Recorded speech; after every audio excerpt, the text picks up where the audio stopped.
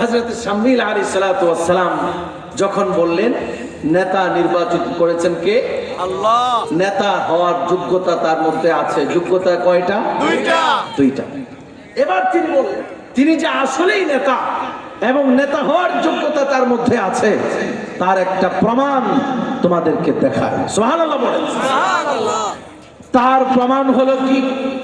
ইন্না আয়াতা মুলকিহি আয়াতিয়াকুম তাবুতু ফীহি সাকিনাতুম মির রাব্বিকুম ওয়া বাকিয়াতুম মিম্মা তারাকা আলু মূসা ওয়া আলু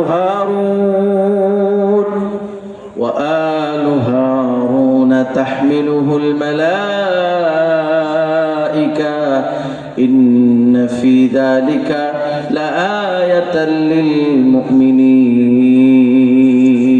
আল্লাহু আকবার। তালুত যে নেতা হয়েছে তার একটা বড় আলামত হলো ওই কাফেররা তোমাদের কাছ থেকে একটা দামি সিন্দুক নিয়ে পালিয়ে গেছে।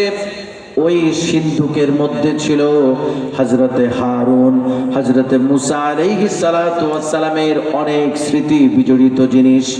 ওই সিন্ধুকের মধ্যে ছিল হযরতে মূসার লাঠি। আল্লাহু আকবার।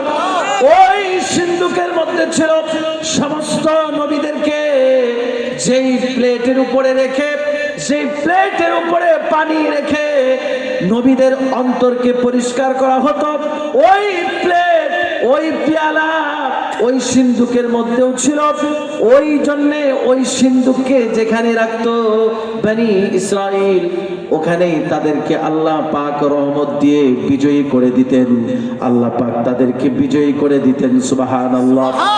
ওই যে সিন্ধুকটা কাফের মুশরিকেরা তোমাদের কাছ থেকে নিয়ে গেছে, ওই সিন্ধুক আল্লাহ তাআলা তোমাদের কাছ থেকে তোমাদেরকে তাদের কাছ থেকে একেবারে অবলীলায় পৌঁছায় দিবে।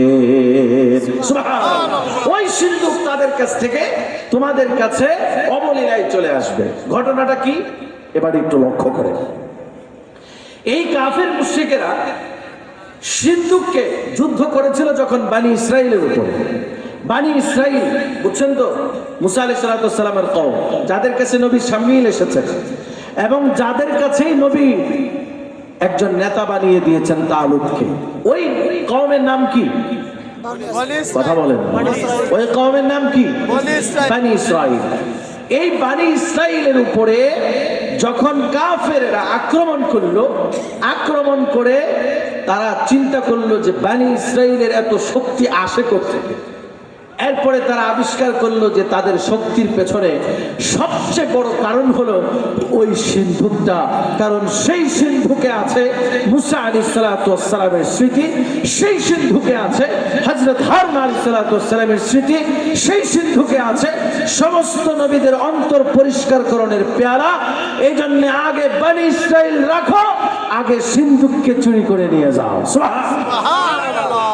এই জন্য কাফের মুশরিকেরা বনি ইসরাইলকে পিটিয়ে নবীদেরকে হত্যা করে তাদের বীর পুরুষদেরকে মেরে বাকি নারী পুরুষ বৃদ্ধ তাদেরকে রেখে চলে গেছে ওই সিন্ধুক নিয়ে।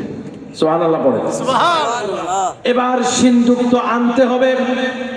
ওই সিন্ধুকটা তো আসবে অবলীলায়, কারণ এটা হলো বড় চ্যালেঞ্জ।